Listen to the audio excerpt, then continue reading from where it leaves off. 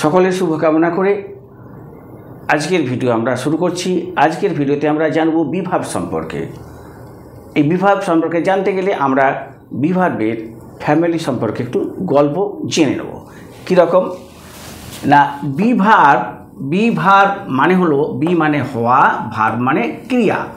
তাহলে বিভার্বের ফ্যামিলি, তাহলে family of be verb মানে হচ্ছে বিভার্বের ফ্যামিলি। আমরা যদি বলি বিভার্বটা হচ্ছে হেড অফ দ্য ফ্যামিলি, আমরা দেখে নেব বর্তমানে বিভার্বের সাথে কে কে বাস করছে। কে এই যে be head of the family প্রথমে লেখা আছে। তাহলে কে না অ্যাম ইজ আর বর্তমানে এরা বাস করছে।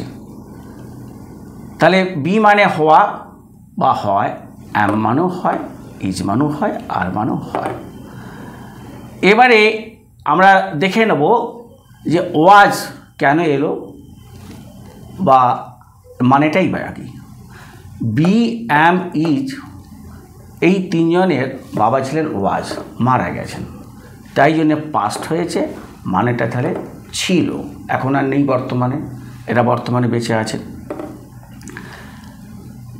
এবারে আমরা আরে যাব, বেঁচে আছে আর হয় বাবা ওয়ার।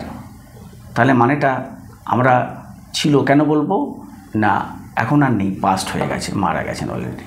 তাহলে বি অ্যাম ইজ পাস্ট ওয়াজ এদের, আর হয় এর পাস্ট ওয়ার। এই দুজনের বাবা ছিলেন বিন, মারা গেছেন আগেই, তাই পাস্ট পার্টিসিপল হলো। তাহলে মানেটা কি না ছিল, এটাও ছিল। তাহলে আমরা যদি ব্যাকে যাই, বিন যদি আমরা বলি বিনকে যে গ্র্যান্ড ফাদার, দাদুর ছেলেকে না ওয়াজ আর ওয়ার দুজন, এরাও মারা গেছে। এই যে ওয়াজ এর তিনটি ছেলে কে না বি অ্যাম ইজ, এরা বেঁচে আছে বর্তমানে, তাই বর্তমান প্রেজেন্ট টেন্স। আর ওয়ারের ছেলে, এটা যৌথ ফ্যামিলি, খুড়তো জাততো ভাই ফ্যামিলিটি বেঁচে আছে, তাই বর্তমান আমরা দেখতে পাচ্ছি কাকে বর্তমানে, বি অ্যাম ইজ আর বর্তমান আছে। ওয়াজ ওয়ার মারা গেছে পাস্ট, এইটা আগেই মারা গেছে পাস্ট পার্টিসিপল। তাহলে আমরা যদি মানেটা এইভাবে জেনে নিই ভালো হবে। বি মানে হওয়া বা হয়, ওয়াজ মানে ছিল, বিন মানে ছিল। অ্যাম হয়, ওয়াজ মানে ছিল, বিন মানেও ছিল।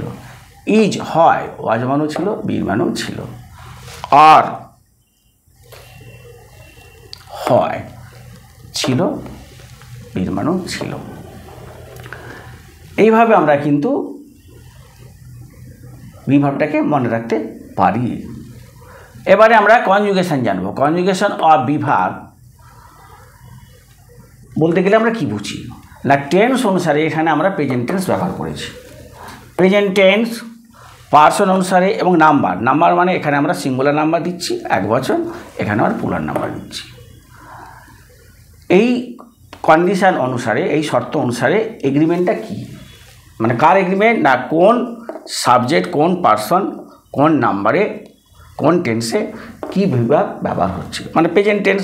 তাহলে এখানে ফার্স্ট পার্সন, যে ফার্স্ট পার্সন, আয়ের পরে অ্যাম হয়, মানেটা হলো আই মানে আমি, অ্যাম মানে হয়ে জেনে গেছি আমি হই। এবারে আয়ের প্লুরাল কি না উই, তাহলে উই মানে আমরা জেনে গেছি আর মানে হয়, তাই বাংলাটা কি হবে না আমরা হই। সেকেন্ড পার্সনে যাই, ইউ আর তুমি হও, বাংলাটা কি না এই যে আমরা জেনে গেছি তুমি হও, ইউ আর মানে ইউ মানে তুমি, আর মানে হও তুমি হও। প্লুরালে যাই, ইউ এর প্লুরাল কি না ইউ আর মানে হয়, তার মানে তুমি হও। এই যে ইউ মানে কি না এখানে প্লুরাল হবে তোমরা হও। এই যে আমরা এবারে প্লুরালে যাই, প্লুরালে ইউ থেকে ইউ প্লুরাল, ইউ এর পরে আর, সিঙ্গুলারও আর, প্লুরালেরও আর। তাহলে তোমরা হও ইংরেজিতে কী লিখবো ইউ আর। এখানে থার্ড পার্সনে হি আর সি, হি হচ্ছে ছেলে, সি হচ্ছে মেয়ে, তাহলে দুজনেরই এগ্রিমেন্ট হচ্ছে ইজ, অর্থাৎ হি এর পরেও ইজ হবে, সি এর পরেও ইজ হবে। মানেটা কি না সে হয়, এই যে হি অথবা সি দুটোরই মানে হচ্ছে সে, ইজ হয়।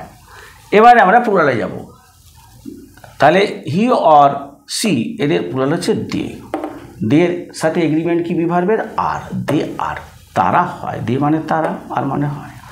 এবারে আমরা ব্যবহার শিখব। কার ব্যবহার না বিভাগগুলির ব্যবহার প্রেজেন্ট টেন্সে। এই যে ইউজ শিখব আমরা ব্যবহার। তাহলে আমি হই ঋষভ যদি আমরা ইংরেজিতে অনুবাদ করি কিভাবে করব না আমরা জেনে গেছি আই হই অ্যাম, এবার আই অ্যাম এগ্রিমেন্ট আছে, শুধু ঋষভটা লিখে দেওয়া আই অ্যাম ঋষভ।